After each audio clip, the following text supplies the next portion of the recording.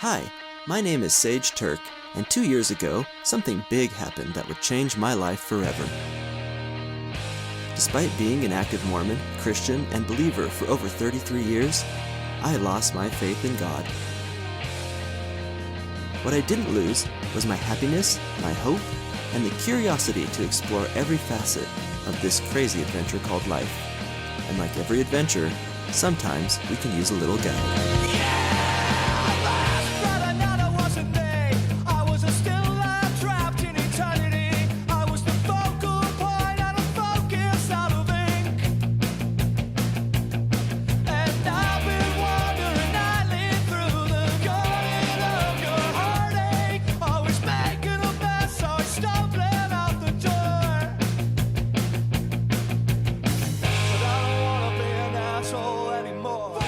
This week's episode, The Devil, starring me, Sage, and my special guest host, Brother Jake.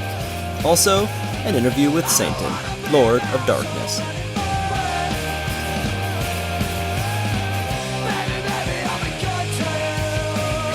Infants on Thrones presents The New Atheist Guide to Not Being a Total Asshole.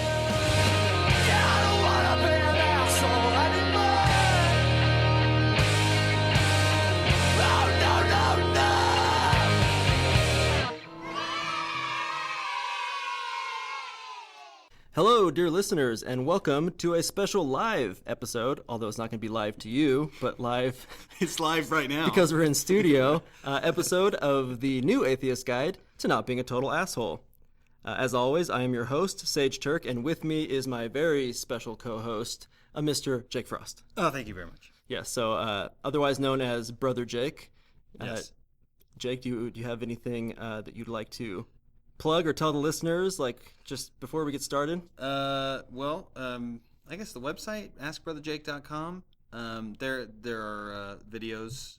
The latest video will be posted up there, and then there are different watch lists. So if you want to watch all the videos as they were made chronologically, or they're grouped thematically. So you can okay.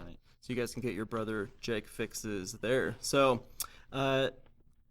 Jake, we're going to get started today, but I have actually a surprise for you. Okay.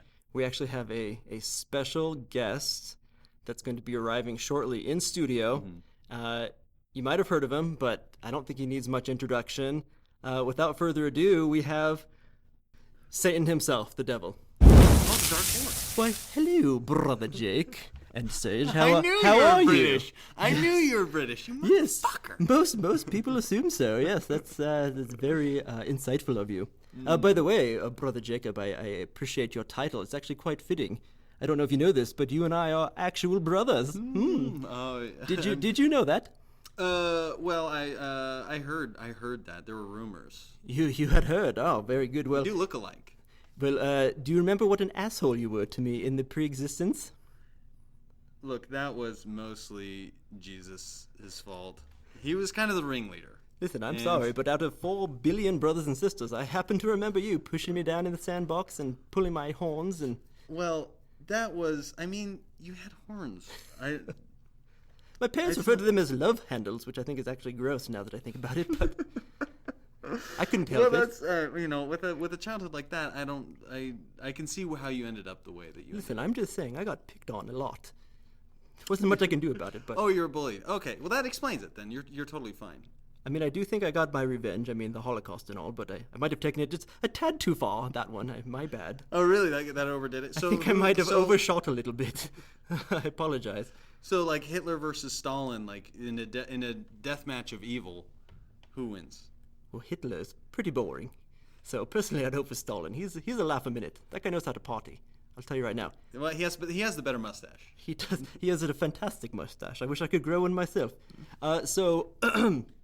Sage here, not the devil, the other person in this room. Totally different person. Jake, as this amazing opportunity to speak to Satan himself, I was wondering, do you have any questions for him you'd like to ask? Oh yes, I'm an open book. Anything you'd like to ask at all. So this is our chance. So we only have Satan for a little bit, but... So do you have any tattoos, Satan? Yes, I actually got a fun Chinese symbol on the back of my neck. It was pretty cool. Turns out it only means ramen, but I thought it meant badass. Well, that's, when you're the devil, you can do that. Is there like a special language of hell, or? No, it's just everybody pretending to have British accents, pretty much. Yes. That actually sounds like hell. Everyone pretending to have a British accent sounds like the definition of hell. Does your British background or your pretended British background, is that why so many of your nicknames sound so great in a fake British accent? Yes, actually. I don't know if you ever tried saying Beelzebub in anything but a British accent, but it's quite amazing. You should try it, in fact. Well, yeah, it's no good in anything else. Yes. I think harsh Southern is probably close second. Beelzebub is probably a close second. Yes, of course. I mean, pretty much any accent makes being the devil sound very cool. Except for standard American English. That's just no good. That's shit. No. Well, actually, Eastern European would probably be pretty good. Yes, as well. Yes. Beelzebub, that's one of my favorites, actually. I was pretty. Where's that come from? I was just pretty drunk at the time, actually. I think I was going for something cool like Beetlejuice, but I was pretty wasted, I have to admit. So if I say Beelzebub 3 times, what happens? Pretty much you get to leave a voicemail for me, or I get pinged on my pager. We don't have. Oh, you pagers, really? Yes. That's We're a little also bit, hell. Hell does not get all the cool technologies. We're not first early adopters. I'll have to say that very much. No iPhones in hell. Huh? Yes, but no, I prefer Beelzebub to some of my other names, as some people call me. What are some of the other ones?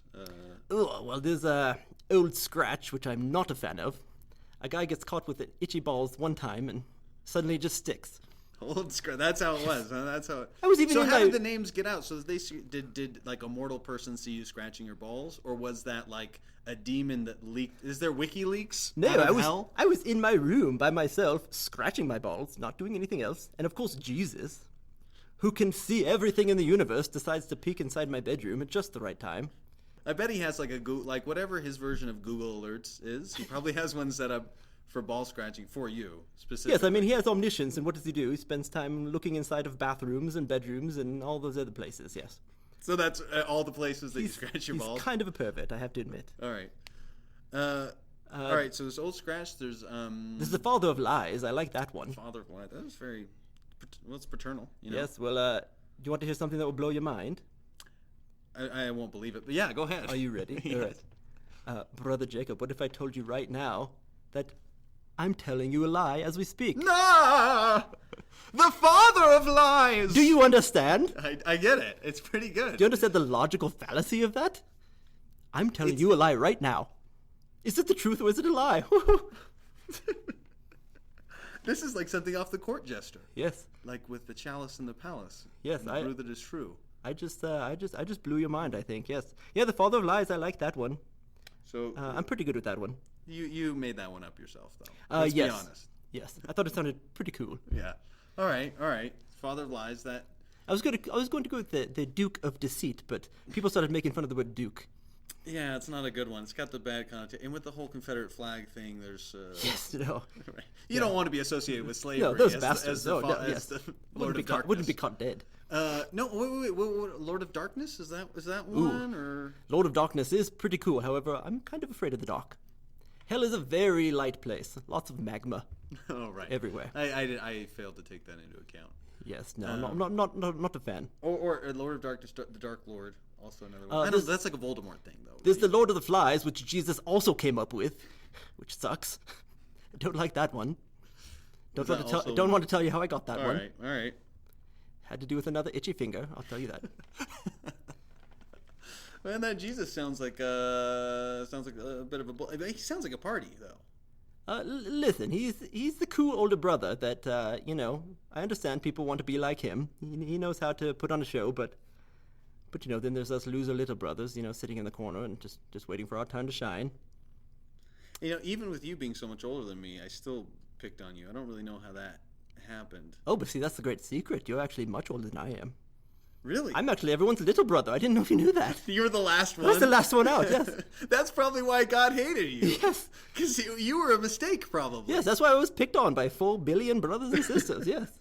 So that, yeah, God, Mrs. God, she's like 45. Yes. She's tired of having kids. Dear sweet mama. Right. God didn't pull out. Yeah, she was pretty well burned out by the time I came. Yes, yeah. the first 3.9 billion people she was okay with, but she kind of let me do my own thing. Yeah. I had to fend for myself, that's for sure. Well, I should be asking you more substantive questions, maybe. Oh yes, well this is your chance. Anything you want. All right, so let's rank 3 things. No, let's play Fuck, Marry, Kill. Ooh. You and me. Yes, okay. All right, I'm fine so with this. Ted Cruz, Donald Trump, Newt Gingrich. Oh, oof, not a fan of any of them. But I suppose if I had to, I would marry Trump because there's certain perks to such a thing. Okay, all right. And then let's see. I think I would probably kill Ted Cruz. Although he is unkillable. I didn't know if you know this. Right. Because of a pact. Wait, is he one of yours, or is he kind of like an outside entity? Oh, he weaseled his way in, yes. Right. I didn't even want his soul, but he just gave it to me for free. So what happens to the souls that are rejected? Wait, but Of course, what was it? I said, yeah. Newt Gingrich is the Marry Trump. I guess I have to fuck Newt Gingrich. You know, he looks cuddly. He's so doughy looking. He has very soft orifices. I'll tell you that right now. I happen to know these things. I don't know much, but I know Is that. he also a Lord of the Flies? He is a Lord of the Flies. He does. Yes, everywhere he goes. So, what happens to the souls that are they? Can you get kicked out of hell? Oh, yes, of course. And what happens? First of all, how do you get kicked out of hell? What are the rules of hell? How do you get kicked out? And when you get kicked out, what happens? Oh, well, that's a lot of questions for the devil. But let's see if I can tackle them. Well, first let's talk about souls, shall we? You know that old scripture that says the worth of souls is great. What is the worth of souls? In the blah, blah, blah. Well, it's not much, I'll tell you that right now. About 10 years ago, maybe, but... the Inflation's going out of control. Ever since social media, the worth of souls has dive-bombed harder than Beanie Babies, I'll tell you right now. These things are not worth very much. People are willing to give them away for free. Ted Cruz is not the only one. Yes, basically, if you're willing to get 5 likes on Instagram, you'll do almost anything for anybody. So. So before you could sell your soul and become a rock star. A soul used to be worth something. Yeah. Now I literally say, like, I will get you 10 Instagram likes. Will you give me your soul? And they're like, they've already done it. Yes. All right. Yes. So anyway, like, literally, I've had people that will put anything inside of their butthole for just mere pennies on the dollar. The worth of souls. Is the butthole That's been my go-to thing. They want to sell the soul. It's like, well, will you put this toy car up your butthole? And they say yes. So is it like a case-by-case basis? Like, how do you sell your soul? Yes, it's really just what you're willing to put into your butthole. That's all. All right. Unwillingly. That's another problem. So what if somebody's already into that? Do you have to make up something else? I mean, that was a conundrum we did not see coming, I have to tell you. Very early on, when we established the whole soul exchange rate. Well, you still got pagers, so you're probably behind That's the true. times. Yeah, we didn't hear about these new fads. Anal play is big these days. Yes. So then, what else were you asking? How would you get into hell, or how do you get out? So if you get kicked out, or what are the rules, or how do you get kicked out? Okay. Well, first, there's only 3 rules of hell. 1, you must be willing to lick a fiery butthole. That's just 1. See, I'm seeing a theme here. That's the problem. Yes. Number 2 is that you must like soft jazz, because I love it. We're going to play it all the time. Okay. And 3, it's just party hard. Just love it. Just love life. That's hell. Really? So that people are having good times, they're linking up with their pagers. We just got a pool installed. How did that? Is it full of water? I mean, yes, hell water. This is a thing. I didn't know. You know. Hell water. Okay. Yes. Yeah. Go. Carry on. It's basically just regular pool water. Like public pool. Just water. public pool water is hell water. All public pool exactly water. the same thing. Okay. Exact same. If you chemical poop, components. if you poop in the pool in hell. Oh, there's no pee in this ool. We have a sign. Okay, all right. Yes, we have our limits, Brother Jacob. I hope you understand. Is that another rule? Can you get kicked out for peeing in the pool? So 4 rules of hell: licking buttholes, listen to soft jazz, party hard, and no peeing in the pool. That's it. That'll get you kicked out. Right. So that's how you get kicked out. So if you get kicked out of hell, where do you go? I mean, what happens? Well, you see, you pretty much get you go to sub-hell. So sub-hell is what? More soft jazz? Sub-hell is just pretty boring. Yes, it's just like regular hell, but no pool. Okay. Yes, it's like the non-pool version of hell. So it's just getting kicked. So getting kicked out of the hell is basically just getting kicked out of the pool. Yes, that's pretty much it. It's actually, the pool itself is where all the hell party happens, and then pretty much everything outside of it. That's sub-hell. Pretty boring. The sub-hell, yes. All right. I've set up domain inside the pool. Gets All right. pretty warm there. I don't know if you understand. You play volleyball? Yes, all the time. All right. Yes, I know how to rock a banana hammock. I like it. Yes. I didn't know you could do that. So do you have? I didn't see. Do you have hooves? No, just regular feet. Just regular feet. But you have the horns. I do have the horns, yes, of course. I'm not a freak of nature, though. Is there any no tail? I do have a tail, but I got it removed. Okay, so Early that was on, sort as a of- baby, yes. Oh, okay, so it wasn't like an empower. It was like a genetic. It was just like a little Thing. kind of waggly finger. On Right. the... Maybe that's where the butthole fixation comes from. Yeah, It used to that's prob- tickle as it waggled. And probably all the bullying. It's I'm sort of sure curved inwards, In yes. fact, now I'm vaguely remembering. Pin the tail on the donkey had a very different meaning. It's not a complex story. All right. That's how I became the devil. There's not many layers to this onion, I have to tell you right now. Yes. Yes. Yeah, so this wouldn't make an HBO series, really. No, it's a pretty open and shut case. Right. He got picked on. He had a little tail that waggled on his butthole. He was That's about it. He was an accident. He got a pool. He really liked it. Became the devil. Became the devil. That's All it. right. For the rest of eternity. So before Britons existed, like, did you what was your go-to accent? Like, was it like what was the British accent of 1000 BC? Oh, that's very good. It actually was a very annoying Scottish accent. Yes. Really? Yes. All right. Surprisingly, I didn't know the ancient Egyptians actually spoke exactly like people from Scotland. Right, like Mike Myers in Shrek. Yes, basically. exactly right. The Shrek voice. Why did it take so long for us to decipher their language? But you know, that that's came the from whole me. thing. Where do you think Mike Myers got it from? Oh, he sold his soul. He was praying to me and asking for the perfect voice for Shrek. And of course, I thought it was a great opportunity to get out there, get the traditional hell voice.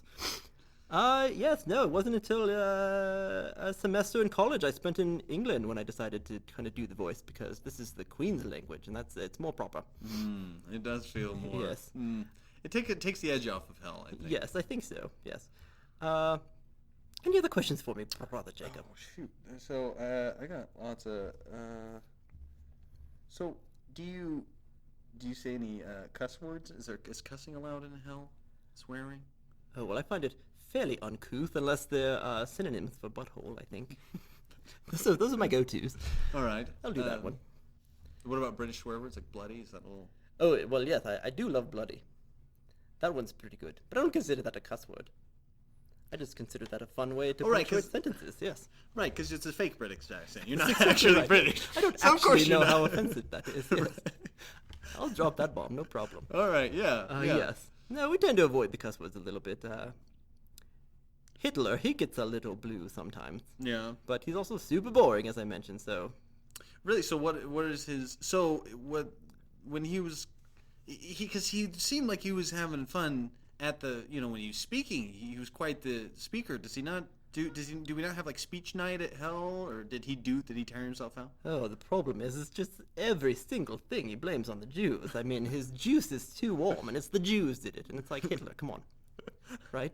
We're in hell. Yes. Right. Like, There's I magma everywhere. don't think the Jews stole your juice cup, put it on a magma flow, warmed it up, and then served it back to you, unbeknowingly to you. Yes. So, this is all, yes, it's always the same tune. He never gets off of it. It's probably a lot more difficult because I imagine there aren't very many Jews in hell. Maybe there are. Not very many, no. Yeah. Yes, I mean, I don't think we should go there. Right. I'm going to be very careful with this portion. Okay. All right. So, are you? I'm assuming you're a fan of the U.S. though. You're a big greatest country on earth. You have a lot of patriotism. Is there a hell national anthem? Actually, is what I was gonna. Yes, actually there is, and it sounds very much like the United States national anthem. Yes, it's pretty much exactly the same, just instead of by the bomb's early light, or the dawn's early light, I should say, it's by Hellfire's early light. Oh, okay. Only difference. So you just literally the same you thing. just swapped out. Yes. You go for the say, can you see by Hellfire's early Yes, light. that was actually Was so Hitler's proud. doing. He was so proud of it. He was proud of adopting the American He national thinks, anthem. oh yes, and, yes. He thinks he's so tells- creative, but it's the only thing we do to get him Very to shut up. derivative. Yes, but it's kind of catchy. We go with it. Yeah, it was pretty derivative. You know, genocide. It's been done. You know. Yes, yes. It's nothing new. All right. I don't know if I have Sage. Do you have any questions for the devil? Putting me on the spot. I've just been enjoying listening to the show. Okay, Devil, I got maybe one final question. So, you get blamed for a lot of stuff. Yes, that's correct. And it sounds like your accent changed a little bit there. That's okay. It's weird. It's like right when you talk and then he talks right afterward.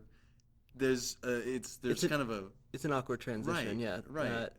He's having a hard time. I don't know. Yeah, it's okay. So Satan, my question is, everyone blames you for almost everything. So the question I guess I have is, did you make me do it?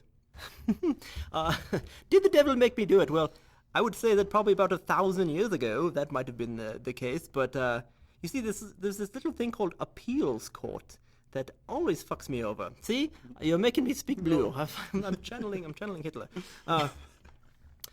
Yeah, you see, the problem is that they get to the judgment bar, and of course they look very guilty, but they just say, well, the devil tricked me into doing it. And then, well, what's the justice in that, in punishing somebody who was tricked into doing something? So due process really screwed up. yes, whoever doing things. invented that, I think it was the Romans. All right, assholes. A lot of Romans. Yes. Yeah. The Romans, I blame a lot of the world's troubles on them. The ideas of democracy really cause some problems. Yes, I haven't been able to make anybody do anything for years. I just kind of sit back and let them do their thing. I just hang out at the pool. Well, it's a good. It might as well. And with the soul, with social media and the worth of souls going down and down, the work's already done. You should you should relax. Listen, brother Jacob, I'm not sure if you're interested, but I have a pretty large collection of souls that I'm letting go for cheap. Really? I don't know if you're interested. What's the advantage of a soul? What can I do with a soul? Well, I mean, I think as far as an investment opportunity, I mean, you're getting in at rock bottom. So, I mean, eventually... It can only go up It from can here. only go up from here. I'm telling you right now, someone they are not worth much. I'd let them go for, honestly, like a cool skateboard. Maybe a jet ski. A pool-sized jet ski. For all the souls? Or just one soul? For pretty much all of them. Yeah. All the souls. I have a pretty big garbage bag just full of them. But it's a jet ski, not the size of a pool, but one you can ride in a Yes, pool. it has to be pool accessible Okay. or All right, compatible. cool. Yes. All right. Well, I'll check my sources. Are you I think I interested? have some. You could call me. I could give you my direct it- message number. Oh, great. What is that? Yes, well, it's thedevil@aol.com. Oh, okay. You can catch me on MSN Messenger. It's all the rage down in yes. hell right now. Yeah, Yes. I'm sure. The interwebs is quite the yes. thing. Yes, I've actually been getting quite a few of those CDs. People have been dumping them into volcanoes. They just show up by the metric ton. A That's whole good, bunch of dude. Those AOL AOL. discs. All Yes, right. they make very good coasters too. I don't want to ruin anything for you, but spoiler alert: AOL doesn't make You're joking. it. No. I'm the father of lies. I mean, I have some pretty good sources saying that there's big things for them in the future. All right. Well, Well, my brethren, well, it's time for me to go. Wait, no, I have one more question. Oh, damn. Okay. Yes. it's about. See, you're getting blue all the time. Damn me to Satan. my home. Yes. Which is hell. Brigham Young. Oh yes. I mean, you know him? Oh yes, I know him quite well. Hmm. Yes. Who do you Is think? Who do you think designed the pool? He fashions himself a sort of architect, if you will. Yes, he likes putting a lot of marble into things. So, like, a big granite pool. Yes. Took 40 years to build. Yes. Part of it was sinking down. Halfway through, he was like, "We should cover this with sand in case people know what it is and try to take it over." And I was like, "Brigham, nobody's going to give a shit." And then some, like, other people were walking by, and he told everybody to go kill them Yes. while they were going. Yes, he It's was just a a- reenactment. Of, Yes, he was afraid that people were going to use his pool. And I said, Brigham is for everybody. It's a community hell pool. It's okay. Relax. He's a very high-strung individual. You think getting laid 40 times a night would have loosened the guy up a little Well. bit. Yes. But it's nothing. All right, well, that's good. None That's of his good. What's up? wives made it down to hell. I think that's the problem. Oh, right. So Yes. that's When you're not- used to a certain level of release, as Brigham Young was, Yeah, you get pretty back up. It's a pretty big sausage fest down in hell. I have to tell you right now. I bet so. Yes. Probably mostly dudes. I think it's where all Mostly the straight dudes, yes. probably. Yes, that's where all the butthole jokes come from. Right. That's Yes, it's not a very diverse crowd. Not very Straight open-minded, if you will. So, white guys. yes, All right. I'll actually. Do you want me to put in a good word for you Oh yeah, no, I'd love. with yeah. old Brigham? Yeah, just Yes. give him a high five, maybe a little good game. Yes, I think so. We do. Yeah, there's a lot of friendly butt slapping, baseball style. All right. Good cannonballs, dives off the pool. It sounds like a bro party. It sounds like Top Gun. Yes. It sounds like hell is the volleyball scene from Cool Top Gun. new hell anthems. That'll get you a pretty good pat on the bottom. Have you thought about rebranding Hell? Yes, I think so. We've come up with a couple of new focus group names. So, you want me to try out some with you? Yeah, no, I'd love them. All right, so here's the Hell rebranding. Okay, so we're thinking of Cool Town. Would cool be spelled? I'm assuming, obviously, cool would be spelled Kewl. Absolutely. All right, Cool Town. Yes, Cool Town. That it's the new generation we hear. All right, They're not really fond of hell, so we're thinking if we rebrand it, and then they might be a little more interested in joining all right. the party. We have a pool. You do have a pool, right? Yes. It's time for a rebranding. All No right, P in Cool that pool, Town. but yes, Cool Town. right. We're thinking Fireville, because there's a lot of fire. That's accurate. That's technically accurate. Yes. Ville does sound quaint. Yes. I get it. Fire. We're just trying to be accurate. We heard a lot of PR people telling us that authenticity is key. That's Cool Town. No need. Cool. This is a 180 shift. All right. That's for the youth. This is Yeah. more just so people know when they read the brochure that Right. they get a clear view of it. All right. Thinking Buttholeville. Buttholeville. I think that you'll go. I mean, that will probably increase. It may increase diversity. Maybe you'll get different types of That would- people yes. responding to Buttholeville. The focus group did not respond very well to it, but it's a pet favorite. It's really a pet Actually, it's probably the same group of people. It's probably going to drag the exact same group of people. All right, so Buttholeville, Cool. No, Fireville, Cool Town. Yes. So far, Cool Town's the winner. We're for thinking sure. the final one where we've been discussing maybe Heaven 2.0. Now that I like. It's like. Yes. All right. It's like heaven, but even better because of all the fire in the pool. Right. It's like 2.0. It's the Right, so alpha version. All right. Yeah, no, okay, so Heaven 2.0 and Yes. Cool Town Yes. are definitely winning in my book. Buttholeville, I just... Do you have any suggestions? I mean, we're open. We haven't yet made the decision. We're having a community council, but Hitler refuses to join in. Is he a big, because he sounds like a huge pain in the ass, but apparently he's a influential figure in the community? Oh, he's big on community votes Oh, okay. for some reason. So he's like an HOA president. He just, yes, exactly right. You have described him perfectly. I bet he had a hard time competing with all the actual HOA He likes to presidents write that ended very up in hell. angry letters to the editor, and I'm like, dude, I'm the editor. Hitler, you can just come straight to me, Satan. You don't have to go through this. Right, and it's not all... And, No, he wants to write a letter. and We don't even have a newspaper. I get but most of... Ooh. Joseph Smith saw to that. I'll have you know. All right. Well, that sounds good. All right. It was part of his stipulations for being in hell. No newspaper. No newspapers. And yeah, he's a pretty prestigious dude. He was quite the It man. was worth making some exceptions for him. Do you have anything to add? Any further names for hell? No, nothing. Well, they all sound good to me. Well, I'm going to go back down and see how some of these play out. I've got a new perspective, I think, on some of these. I'm leaning towards Buttholeville, I think. Well, it's a little, yeah, it I could think be you just need to go for it. Yeah, it'll be kind of like a Beavis and Butthead kind of, Yes, this exactly. It's a cool, zany cartoon world where you play in a pool and... Yes, exactly. All right. I think, yes, I'm feeling pretty good about it. So, well, my brethren, thank you for having me, but it's time to go. Goodbye. Goodbye, I say. Goodbye. All right, Zane, you can go. Goodbye. I'm just waiting for my ride. I called an Uber a little while ago. All right. Well, they're probably around the corner. I'm sure that, in fact, you probably yes. get better reception outside. Yes, they'll drive you straight to hell. That's the Uber policy. That's actually their motto. It'll drive you straight to hell. Straight to hell. It's pretty cool. It's no Buttholeville, but all right. Goodbye, brother, and I'll see you later. See you later. Love you. Yeah.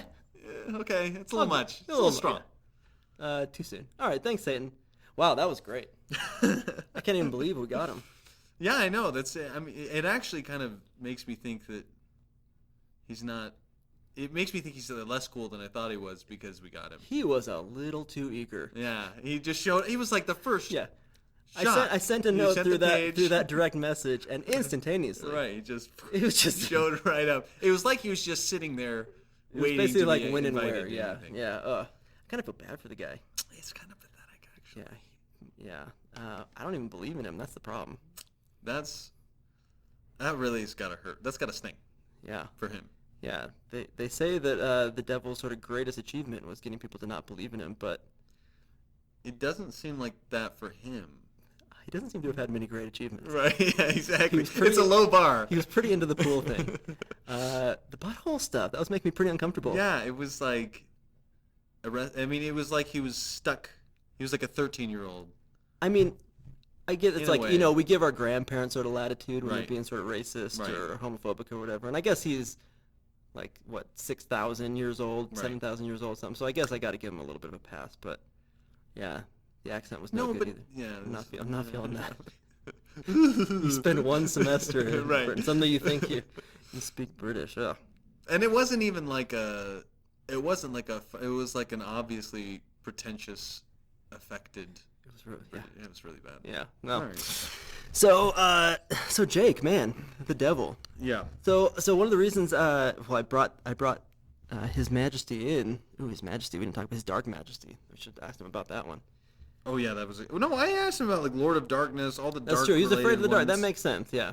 But for today's episode, why are we even talking about the devil? Because Right. I don't know about you, but for me, my faith journey out of belief in God actually kind of started with the devil. Yeah, in a lot of ways. Yeah. Do you know what I'm talking about? Yeah, right. Because the devil is definitely a very important part of Mormon theology. Yeah. Well, I think And out just of- Christian theology, Right. it's almost like I if forgot this is about. If you No, it's totally Right, fine. I right. just I think that in many ways, people, if you believe in the Christian God, if you will, like you believe in the devil more than God. I believe. Yeah, you have to because honestly think so. there's this concept of like temptation and don't be led down the evil path, and that there's some sort of like consequence for all this. Well, and all it's the things very you do. real. It's like Satan can actually like he can possess you. Right. Yes. Okay. He so there's can possessions. he can tempt you, which I guess means ESP, mentally, psychic vibrations in Right, your like brain. implant, like Right. incepting you with. He literally can incept you. Yes. He incepts your dreams. He can, he can tempt you with all kind of wily ways. He owns the media. Right. Right. And so that really, Like he's like the boss. in a lot of ways, Satan is always ascribed to like new technology. Like it's the new, like Satan is the funny thing, the thing that really threw me off when he was here was Right. because hell was so far behind technologically, because Satan is purported to own all of the most advanced yeah. stuff, like the internet and being able to stream, video, and then there's like internet porn, like any Rock and roll, like Right. anything that's new. right. Like, That's him. That's right. Virtual reality. It's obviously Satan. No, that guy sucks. He doesn't know anything about technology. Yeah, no, he didn't know anything. He has no idea. No, it's crazy that like He's hoarding AOL discs like Pogs. the tip to Satan, they do make good coasters. I bet there's a lot of condensation. There's a lot of glass sweat going on down there. I'm Sure by the guessing. pool. No, it is pretty weird thinking about how real for me Satan was. Like he was real. Yeah. Like I talked a little bit like in the episode with Tom. We talked about fear, and we mentioned that fear of Satan was like legit like one of the top 3 fears you have as like a little Christian kid. Yeah, definitely. And I so in the Carl the Casual Satanist, one of the conversations that he has with his mom, he talks about, she asks him about the time that he felt the dark presence or whatever, his night terrors. I actually had something like that when on my mission. I was asleep and I had this in the middle of the night. I had to like one of those night terrors, where you're paralyzed, you're awake, but you have this just crushing sense of fear. I had exactly the same thing. And I thought that it was Satan for a long Yeah. time. I thought it was Satan. Did you raise your hand to the square, or did you call out Christ's name? Like, did you invoke the name of Christ? I to cast him didn't. out? I couldn't do. I was just frozen. I was frozen. I did in my mind. Okay. Oh, in your mind? Okay, Yeah. you tell me about your thing. Oh, almost the same thing. Just at night, you have this like dream that there's something like, or not even a dream. You're awake. Mm-hmm. You can't move. You feel like something's on your chest, and I was for sure. It was like, yeah, this is Satan. Yeah. And in my brain, it was like, the power of Christ compels you. Oh, yeah. Only the actual version of it. Yeah. And it worked. I think. He was gone. Right. I mean, I'm here. Right. So I know it's pretty like so when something is that real, and then at some point in your life you start to question it. Like, I can't think of a more tenuous house of cards than these like real beliefs in Satan. Because God, when it's sort of ambiguous, Right. it's like you can't disprove God because Right. it's a constantly changing, shifting sort of thing. It's like he sort of has all power, but he's not going to influence you. And there's Right. like, there's so many angles in which And there are things where, like, when most people refer to God as the creator, and things exist, so you can Yeah. at least, like, if you're attributing the existence of things to God, then Right. you have some sort of like connection to right. to that idea. To But that when one belief. of like the fundamental like pieces of Satan being real is basically an affliction that can be taken care of with like medication, like Right. Prozac or other sorts of things, Right. it's like suddenly Satan just doesn't seem as powerful anymore. And I remember going like just having these moments where actually just as the Satan mentioned himself, I was like, wait a second, if Satan can tempt us, like, what the hell? How could anybody be responsible for their sin? Because if you've gotten deceived, and that's what I hear a lot of these days, Right. being atheist and no longer believing, that Satan somehow like deceived me. But like, why would that even matter? Like, would God care if somebody was literally fooled so badly that it would have to be Satan? Like, it would have to be Satan's fault, right? Well, but you have to have some sort. I mean, you have to attribute people's behavior that falls outside of whatever the rules of religion are to something.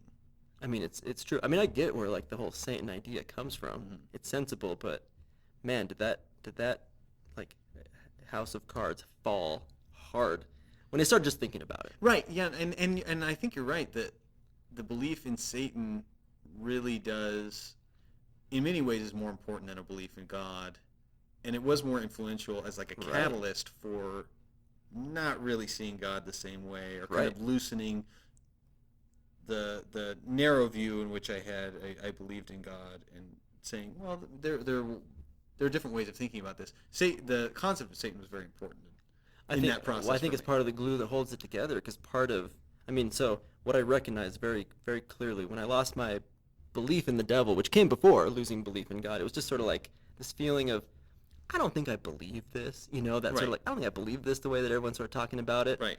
I guess he's probably there somewhere, but I don't think he's like tempting people, or I don't think he's able to like whisper in your ear. Mm-hmm. It's kind of like you hit this point where you're just like, I think people can just be dicks on their Right. own, like they don't need help. But the Right. problem is that if you lose the Satan equation, well, then suddenly it's like God's got a lot to answer for because, Right. Right, Because there's like- no fall guy. right? And if God is supposed to be the ultimate source of good, well, then you have a whole bunch of not good that like suddenly doesn't have a very clear, as you said, fall guy or reason for existing. So, I mean, do you, in your mind, I mean, can you sort of track the progression of sort of losing belief in Satan to then how that sort of bled over into God? I mean, was it that sort of clear for you? Did it one come before the other? Yeah, well, I mean, so coming from a Mormon background, a lot of it has to do with this scripture, this idea that's very cemented in Mormon scripture of there must be opposition in all things. Right, That the opposite has to exist. Right. And not just, like, it's not the opposite as, like, hot and cold, where cold is just the absence of heat. It's the opposite being an actual entity or an actual thing that exists in opposition to the good, right? So the evil existing in opposition to the good. And so when I started to look into, it was at some point when I started looking into a lot of things. I don't remember exactly when it was, but it was an interesting path of research for me to just look into the idea of Satan. When did the concept of Satan start becoming popular? And when can we track when it started to come in versus before earlier theologies that didn't necessarily have a Right. anti-God figure like Satan. Well, and especially when you start actually looking into at least like the Bible, like there's not much there. Right. Like for something that's like literally the Luigi to God's Mario, Right. or Jesus' Mario. It's like Well, it's more like a Bowser, I guess. But yeah. I guess so. Yeah. I don't know. Is it Luigi that? Luigi's not evil, right? He just. I mean, I think so. He's Man, we need to read up on Mario. Our Mario lore is lacking. Yeah, I need to read some more Mario fan fiction. All But right. but for such a key figure, like you go back and you start looking, like I mean, research Right. notwithstanding, you actually just look at the Bible and it's like there are maybe 5 verses that even mention Satan, and he's not doing much. Right. And I mean, the most interesting depiction of Satan, or what, like one of the very few depictions of Satan in the Old Testament, is in the account of Job. But Yeah. in Job, it's actually kind of an interesting guy. Yeah. Because he's just like, let's see what happened. I mean, he's kind of a mad scientist type, Well, He's I like, mean, the story of Job is not like God really the bad guy of that one. right? Yeah, that's not true. Because it's basically Satan daring God to fuck this guy over. Yeah, exactly right. And then God being like, I'll do that. Yeah. Yeah. This guy's nothing to me. I'll crush him. Yeah, it's like I double dare you. Right. Kill the guy's family Kill too. his family. And he's like, nah. He's He's like, like- I double dog dare you. Oh, And he's it's like, oh shit, I'm doing it. I gotta do Guys, it. I'm doing this, bro. Right. Never back down from a dare. Right, and the babies, all the babies, kill the everything, yeah. babies. So yeah, it was. Don't they give him like? I swear to God, in the story of Job, Mm. it mentions piles, which are hemorrhoids. It's like I think of so. all the things, it's just like, and also, Job, hemorrhoids. Maybe that's his obsession with And Job, buttholes. that makes That's where it perfect sense. comes! I knew this came from somebody. Okay, good.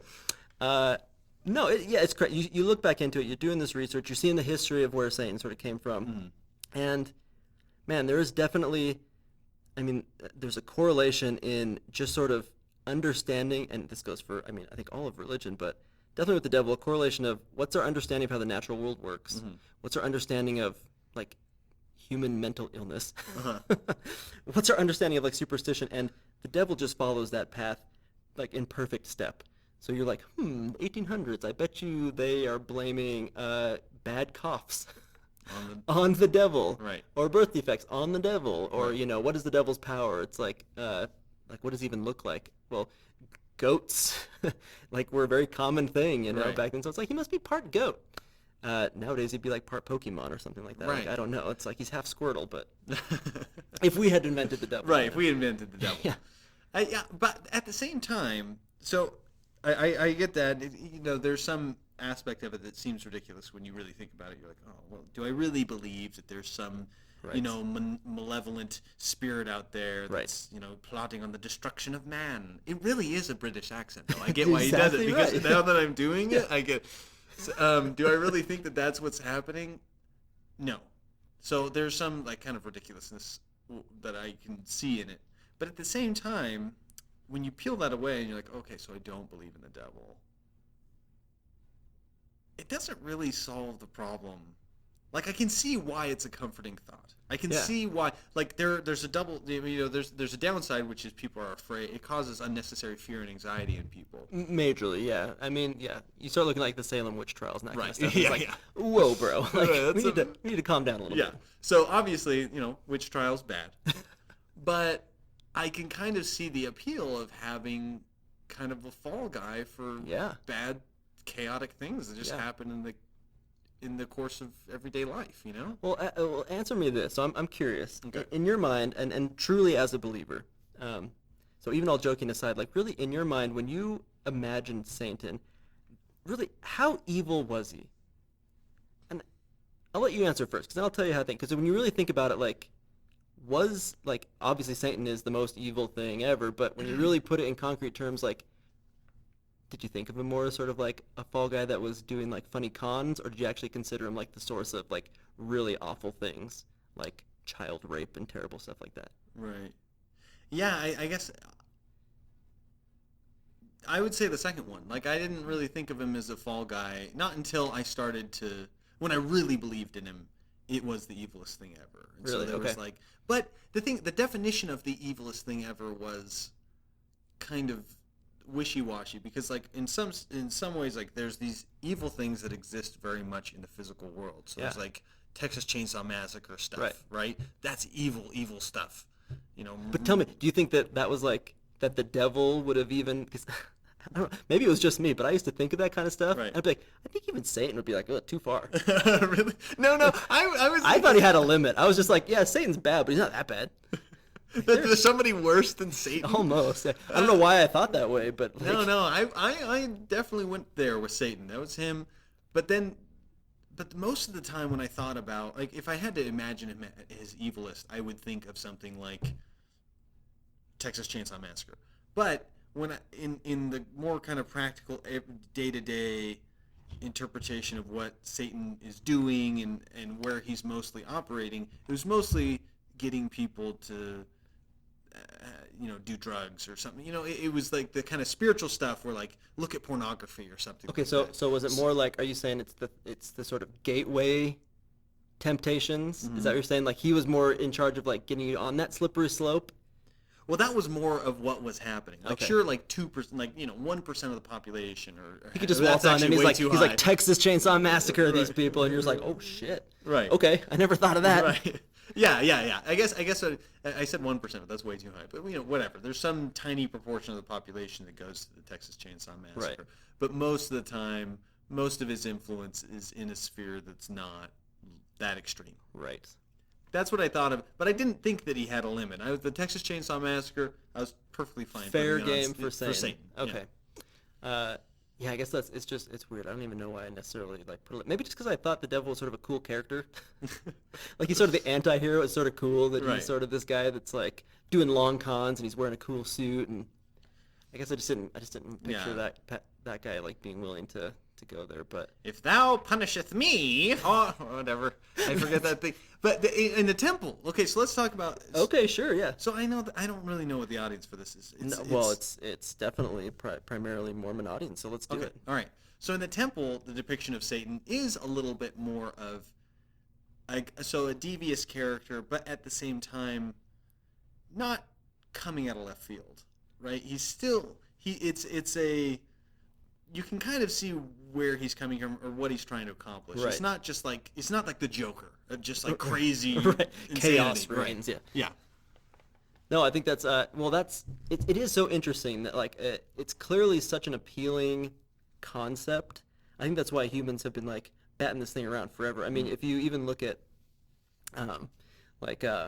the like old Hindu religions and that kind of stuff, like and I've just done some like armchair sort of looking at religions and things, but they always have like a counterpoint, like a dark counterpoint. It's kind of obvious in the human soul, and I think it's like you look at Judas from like the Bible. It's like everyone loves the fall guy, Right. the dude that you can sort of point at and be like, it's all his fault. Right. The question though is that okay, so we start losing our faith in the devil, and there's still this this concept of evil out there that has to be accounted for. Right. Sort of tell me how like the idea, and this is obviously a huge topic, but Right. the idea of evil, like tell me how you kind of started processing through that, because if you're losing your faith in the devil, you can suddenly feel this is how it went for me. I'm like, oh, I don't think the devil is causing these things. Right. It's actually worse. I think humans are capable on their own, Right. without needing to be tricked into it, of doing some like really, really terrible things, right? And that can be pretty scary, and also it's bringing up questions that you never really took seriously. I think as a believer, because evil has a very clear place. Right. Like it's Right. obviously You got a can purpose. it's like it's partitioned off. Like it can all be. And there's no downside to it. It's like it's either proving how bad a person can be, the whole like the old chestnut of like, oh, we're gonna let them Chainsaw Massacre Right. as much as they want, because then at the Then they judgment can bar, really go to hell. Jesus is gonna be like, I knew you were a Chainsaw Massacre, but it wasn't until you did it like 12 times that I was super sure. And all these people over there like, glad to be a part of this. Right. Thanks for Chainsaw Massacring me. Right. Glad I could help you out, Jesus, in telling you how big of a murderer this guy was, which always seemed a little strange to me. But tell me, in your mind, sort of the question of evil. Yeah. I mean, I don't know, because I think Because part of this podcast, as not being assholes is that sometimes, even when you get to like the atheist point of view, you can get a little smug, I think, about this perception. Yes, absolutely. First off, the devil, when you lose belief in it, honestly sounds like the dumb fuckest thing you've ever heard. It really does. Doesn't it sounds so like, stupid. Really? There's a guy. There's an invisible guy. Yeah, an invisible guy. Right. There's literally an invisible monster that follows everybody. Right. That has, like, undefined but practically limitless magical powers. Right. He can literally go inside of you, play you like a puppet. He can make green smoke come out of a Ouija board. Like, he can do anything. And now, like, listening to it, it's just like, oh, I can't, like, you feel almost ashamed that you believe in this Right, thing. yeah. So first off, it's hard to not kind of look at people that are still very much believing in the devil and just go, bullshit, like that is, So as part of not trying to be assholes, like, kind of talking that through, but also the question of evil. And you were kind of mentioning this to me before we started the recording. Kind of tell me how you're sort of seeing people that are maybe on our side of the fence kind of using that in I don't know, maybe sort of a smug, slightly assholey way. Right. Well, it's like we got it all figured out. Like there's no appreciation for there's no appreciation for what the purpose that the devil played as psychologically, or just as a whatever you want to say, a trope of literature, or whatever, however you want to refer to it. There's no appreciation of it as a character type, I guess. There's no, like, and to say that we got that, oh, well, humans did it. Well, that's really, doesn't solve the problem. I mean, it solves the problem in the case of, like, not having to rely on a supernatural force to account for it. Right. But it doesn't solve the problem of the evil that's actually that's out there. That's exactly right. And I don't know if I've really thought about it in that way. It's almost like, okay, so primitive peoples, you think, how else would you describe this little twinge, this little feeling inside of you, which sometimes can be super dark, or trying to explain why a mother would eliminate her children, or why someone would become the Texas Chainsaw Massacre people. It's like, it's taken, like, even from like an evolutionary perspective, like, I think it's almost easier to explain like altruism. I think it's easier to explain, like, why a group of people would work together for a common good and all that kind of thing, because you can sort of say, oh, it's preservation of species and that sort of things, and the people that did become axe murderers murdered everybody. Right. Yeah. So there's, like, nobody left to breed with. The question of evil is still super complicated. Right. And in my mind, it's like almost like, okay, I mean, maybe not an actual figure, but describing it as an invisible presence that can catch you unawares and put thoughts into your head. It's like, that seems like a pretty good way to describe it, actually. Yeah, and that's the thing. That's true, because they really, when you get impulses to do something you know isn't going to be productive, is going to harm the people around you, the people the relationships that you want to hold dear, it does sometimes really feel like it's coming from an outside source. Totally. I mean, it does. It's like there are two people, a good guy and a bad guy, inside of you fighting it out. I mean, think about every time that you've ever gone, okay, I'm not going to eat those potato chips. Right. Like, I'm going to leave them alone. Right. I'm not going to eat them. Right. I'm not going to do it. That's you inside of your brain. That's you, quote unquote, the you. I'm doing, air quotes. Whoever you are, that's you saying one thing, and then literally immediately after you eat them. Right. And it's like, what the fuck happened? Right. Like, and it's like, who are you? Because right. you were saying you're not going to do it, and then what was the piece of you that was able to sort of tap you on the shoulder and go, oh no, you're going to eat those. Right. Like, do it. Do it. Yeah, exactly. Because it's like, if the problem with evil is, like, if you had, somebody's leg was broken, right? Like a rock fell on it. Like, somebody could go say, oh, well, there was an invisible man that pushed the rock and wanted to hurt you, and that's why your leg is broken. Or we say, no, the wind blew the rock over. Right. It just happened. Right. But the leg's still broken. Right. It doesn't solve the problem. That's right. It doesn't solve the problem. Like, you might be describing it in different terms. Right. But at the end result, you still have the symptom or whatever, or whatever this sickness is. No, I think it's true. It's like when if you're starting to look in sort of a smug way on people that are using these, kind of cheesy, but frankly in a lot of ways sort of accurate descriptions of why evil exists, and you're going, oh, I don't believe that. I do think you need to ask yourself, like, well, what do you like? What do you have to add to this conversation? Because unless you have a better description Right. for where evil comes from, then in a way, I think you almost have to hand it to people. Not that you have to agree with them, but I think in a certain case, it's like, okay, you believe in the devil, and for me to come in and say there's no such thing as the devil, it's not super productive, because at the end of the day, if I'm gonna say, yeah, there's no such thing as the devil, and they come back to me like, well, then why is there evil or something like that? It's like, There just is. there just is, Right. Which is almost a worse answer. Right. I would rather the cool Hollywood, like there's a dude in a cool suit, Right. weird British accent, but like Right. he's got magic powers. I mean, no, it's really interesting. But I guess the question is there a way, like a more healthy way to talk about this question of evil without Right. coming off as like, because I'll tell you the other thing, like the other smug thing is just that it's our go-to proof that there's no God. Right. Almost everything I've read, like, and I have enjoyed reading, Christopher Hitchens and Dawkins and that kind of stuff, but it's way too easy to just say bad shit happens and thus God doesn't exist. Right. The problem is evil disproves God or whatever. It's just as simple as that. Right. When, honestly, I think most atheists, if they're saying that, like, forget that, like, that's why religion was invented. Right. Frankly. It's like we needed something to explain why this is here. Right. So that's actually why I think as a believer, when I heard people talk about the problem of evil, the theodicy was just like, what are you talking about? Right. There's no problem. And even though as an unbeliever, you hear the explanation and now it doesn't satisfy you, but I will say it's an explanation that satisfies a lot of people. Right. And I can totally see why it is satisfying. Yeah. Because if you can, I think the only good way, or if you're gonna try and talk about the non-existence of the devil, or talk about the problem of evil in a way that doesn't rely on some sort of supernatural source, there should be something in that conversation.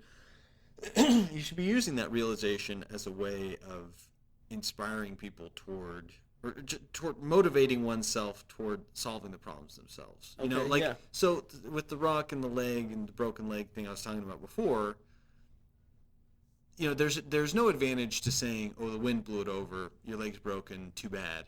Right. There's no advantage to saying that, but there is an advantage to saying, well, the wind blew it over because the path is right next to a cliff, a windy cliff where the rocks are. You know what I mean? Right. Like, if the naturalistic explanation... There was a sign that said warning. Right. That maybe you should have paid more attention. Right. So if the naturalistic explanation, to the extent the naturalistic explanation can lead toward, rather than partitioning off evil as just a part of God's plan and engaging it as, yes, an amount of human suffering, but to some extent a preventable human suffering suffering that could be alleviated, that isn't divinely mandated by the structure of God's creations, then we're getting somewhere. Right.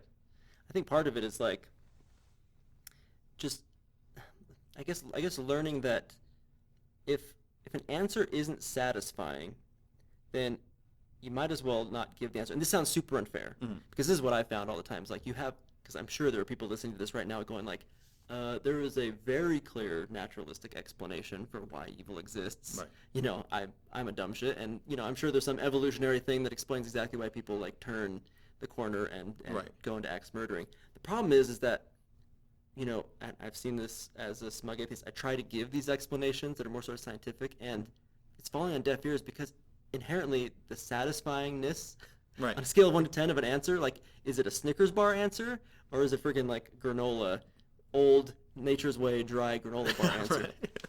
And the Nature's Way might be healthier, but if people don't want it, it's like trying to get kids to eat. It almost doesn't matter. Right. And so and unfortunately the onus is on us. Right. Because we've learned, I think, and not to toot our own atheist horns, but we've learned to separate like how satisfying an answer is from how true it is. Right.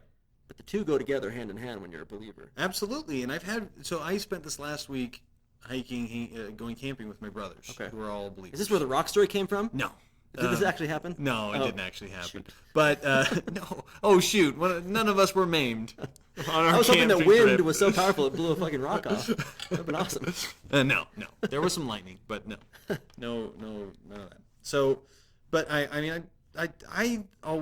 heard people say this before. Like I've heard talking to people that have left religion or left of religion talk about their believing friends and family and say that they said this before, but I never heard anybody say it before to me. Right. But when I was talking to one of them about, like, well, you know, how do you deal with the fact that Joseph Smith, you know, the way he practiced polygamy, or Right. the way he did all this stuff that we would, unequivocally categorize as immoral behavior, how do you do that? And the answer that I got was, I don't want to think about anything that would damage my faith. Right. And it's Exactly. and it's that satisfactory thing, right? I Right. don't want to do, like, it being the truthfulness or whatever. Right. I'm not really willing to put all that on hold, because there's so Right. much utility that I get from this. And I think that that's a big shortcoming of atheists in general, is because if we're acknowledging these big, huge problems, right? We're acknowledging these big problems and we're saying they have naturalistic explanations. The only way to confront those types of problems is through collective community action. Right. But the only strong local communities are churches. Right. It's instantaneous community. Yes, exactly. And so maybe, maybe the way they approach evil is kind of in a way that can be callous or whatever. Just say, well, that's part of God's plan, and Right. just explain it away. But they're the only ones with the resources of a tight-knit community network Right. that can really address those problems. Right. And there's not really that type of thing among atheists. So we're these free-floating people. I mean, we're these free-floating, supposedly, we're free, we've unbounded ourselves from religion, but we're just kind of drifting, like a lot. I don't know, I feel that way sometimes. Because secretly, we don't like each other very much. It's because we're assholes. We're assholes. That's why we need this. Exactly. No, I think when I hear you describing it, I'm picturing that, like when I hear the excuse that I just don't want to go there, right? Like I can't go there. It's like boundary setting. And religion, especially like the Mormon religion, is very good at like giving you these all kinds of materials to build these boundaries around stuff that you're just not willing to cross. Right. Which, by the way, I think all humans do. It's like when I just can't listen to the news right now. Like I emotionally just can't handle it, sort of thing. Which I'm actually on that kick right now. It's just like, my heart hurts. I'm gonna wall myself off. And somebody would come to me, I'm sure, and say, dude, you can't just not listen to the news, Right. You're part of this country. Like, you need to be right. caught up. It's just like I can't do it right now. So one side of humanity, the larger portion, are very used to setting these boundaries, and here we are as like, it says no trespassing on that sign. Fuck that. Right. Yeah. Tromp over the fence, Right. like start going fishing, swimming in the swimming hole, like. Right. Because part of moving to this space as a once believer to this is blowing up all kinds of boundaries. Yeah. Saying like, oh, and amazing, and it feels great, you're just like, freedom, I can like go anywhere I want. Right. The problem is that there's still all these people with no trespassing signs, and to just break that boundary is instantaneously putting yourself at odds with these people. So I almost feel like the only real way to sort of constructively communicate about this sort of thing is almost like you just gotta like take your square footage and you just got to dress it up. Like it's almost like, and I say this because I had a conversation a little while ago with a friend of mine who's a believer, and I was hitting this brick wall. We were talking about the problem of evil, and it's just not registering, and it wasn't until I was finally like, it just, for me, it was too painful, and it was too disconcerting to believe that a God would allow. For me, things like children to be kidnapping was my thing, and it was just like to say this is a thing that just bothered me so much because it's something that felt so easy, Right. for God to give those parents a hint, Right. a clue, a something, like to just not know. Like for me, felt like as a parent, like the literal like worst hell that you could inflict on somebody, that with a wave of a wand you could at least have a note appear on their front yard that's like, they're not alive anymore, or they are, keep trying. I know this is like a really dark thing, but it's like, for them, I was just like, that's the thing that for me, I was like, God existing in a world where that happened was causing such turmoil that it was actually more comforting for me to believe that there was no God. And he goes, oh, that's fair. Right. Like, yeah, I could see that. And it's like, okay, that's a little win. Right. I'm not trying to convince him of it, but to at least recognize, because I think going back to when I was asking, like, what were Satan's boundaries? Truly as a believer, I don't think I gave much credit to actual terrible things happening. I think I had this like limiter. Yeah. I was like, the worst thing Satan can do is trick you into smoking cigarettes. Right. Yeah. Right. You Right. know? And that's why I think I was like, ew, like, you know, like the like child slavery or genocide. Right. Like literally anything happening, like, you know, in the Congo or whatever, you know. Right. Like, I just was like, no, that stuff is like fictional because it's too bad. Right. Because if something's too bad for Satan, it must not really even be real. Like, I could barely even comprehend it. Right. I mean, the horror. I mean, there are just horrors that are so far beyond what you ever experienced that you have no Right. context for even. It's Right. it's like when they talk about like that star's 100 million light years away. You're just like, I just know it's really fucking far. But I don't know what 100 million light years is like. Right. Like that and the moon are like kind of the same distance. Exactly. It's like 2 moons away, right? Right. Like, I don't even know. Right. Yeah. Exactly. Yeah. Well, part of it, too, is that I think that you've got very often, and I'm not trying to categorically say what I'm about to say, but I do think that a lot of us atheists, we're talking about the evils of the world and how terrible they are, and have not experienced very many of That's them. a lot of it. Yes. Because, frankly, I think that you would probably be able to find more well, there's just more believers in the world anyway, but I think you would find people that gravitate towards belief when this awful shit happens. Yes. So it's like, here we are, and here I'm saying, like, the worst things ever happened. Like, my parents got divorced when I was a kid. Like, booty hoo, you know? Yeah. It's like, and I thought it was terrible, but it's just like, here I am going like, oh yeah, evil. Like, it's so terrible. Oh, like, I I'm so can't. offended by everything. Right. And frankly, if I had one believer just going like, yeah, well, have you ever, like, experienced the death of a child? Right. Or have you ever, like, you know, have you experienced torture or whatever? And it's just Yeah. like anybody that's served in the military that's like a believer in God, like, I got nothing. Like, Right. I have Yeah. What am I gonna say? I am a major asshole if I try going to them and just be like, did you know? Right. So that's part of like the imbalance too, is that atheism is sort of, as they say, it's sort of the luxury of the rich Yeah. and the privileged, and that you get to sort of sit back and like talk philosophically, because that's really the thing. I think as humans, and as atheists, if atheist means to you that you're also a naturalist, that you are respecting chemistry and evolution and Right. biology, feels like there should be a healthy respect for the human brain's insistence on finding something bigger than itself to latch onto. Yeah. I mean, there's nothing more organic about human civilization than religion. Right. It is the most. I mean, it's one of the most organic, fundamental, societal. Like, if God didn't do it, Right. evolution did this. Right. Like, exactly. There's nothing more Yeah. organic or natural than believing in God. Yeah. Considering that so many people do. Like, Yeah. we're the weirdos. Yes. We're the anomalies. So, I think that I do say that I don't believe that we should just instantaneously give passes to everybody that are just saying like, oh, you know, like, evil will just take care of itself.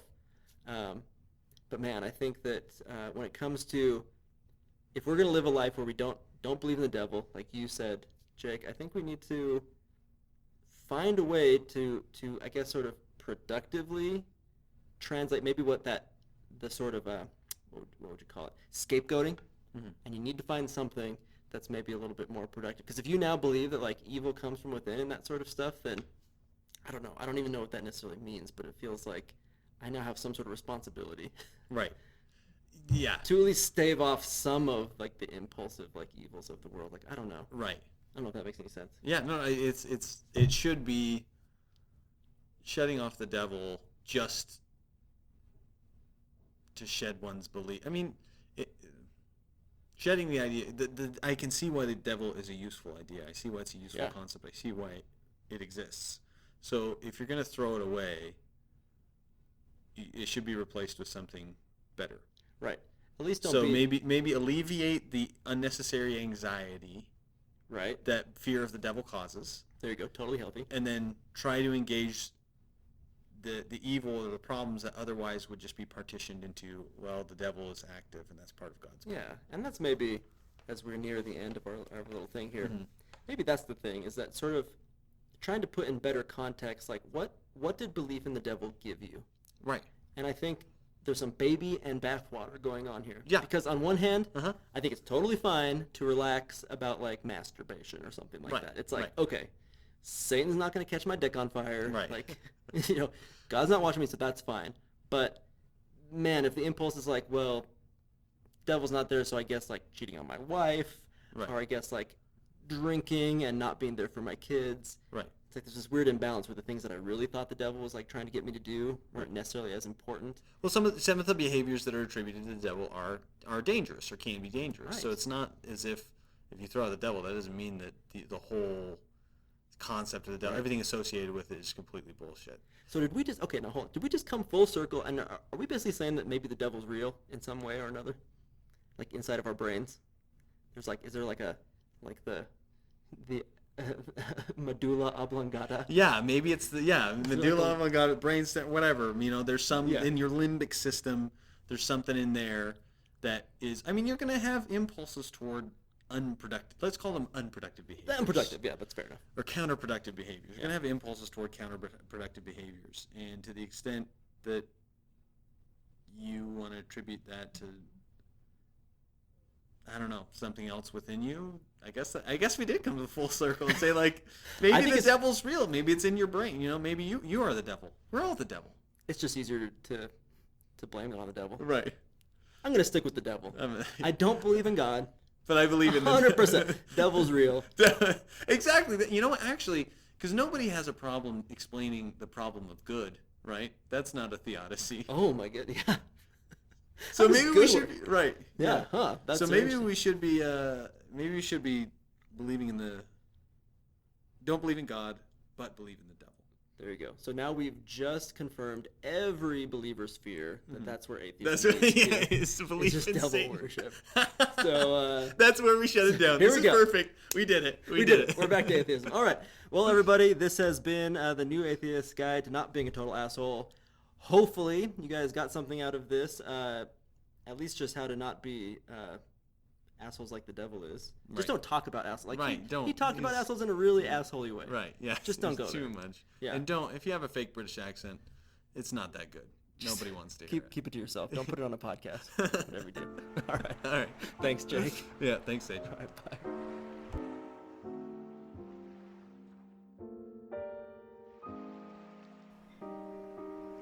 And so ends the third episode of the New Atheist Guide to Not Being a Total Asshole. Let's review what we learned today. Today, we learned that although the devil isn't real, the concept of the devil is actually really helpful. Sure, it might seem easy or tempting to make fun of other people's belief in a literal devil as something ridiculous or far-fetched or nonsensical. We must realize that what the devil represents is in fact very real and deserves respect. In fact, there is an invisible evil force inside of all of us. All of us have the ability to do harm to others. All of us have the ability to deceive. And the depths to which human depravity can go, the things that humans can do to hurt, maim, and kill one another, is far more insidious and far more disturbing than anything any fire and brimstone preacher could ever conceive of. Perhaps recognizing this can lead to an understanding that there is a wisdom in the collective human creation of this ultimate evil, or an opposition to all things. Perhaps we can utilize the techniques and the cautions and the things that we used in our believing days to try to keep us away from these temptations, to try to keep us away from these dark impulses that haunt every human mind. Perhaps we need to give the devil his due, or at least the concept of the devil. Finally, we learned that we need, as atheists, to do a better job of presenting ourselves and our own journeys and our own beliefs with courage, but also with respect, and without the need to convince other people. Treading lightly on other people's beliefs isn't a sign of weakness. It's a simple sign of human decency. I hope you all enjoyed this week's episode, and I hope even more that you'll join me next week for the next episode of the New Atheist Guide to Not Being a Total Asshole. This is Sage saying, "The devil made me do it."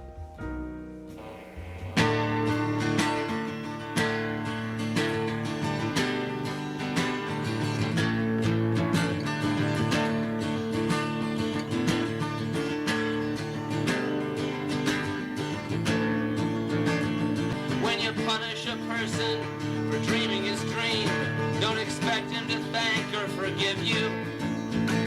The best ever death metal band out of Denton will in time both outpace and outlive you. Hail Satan! Hail Satan! Tonight, hail Satan! Hail, hail!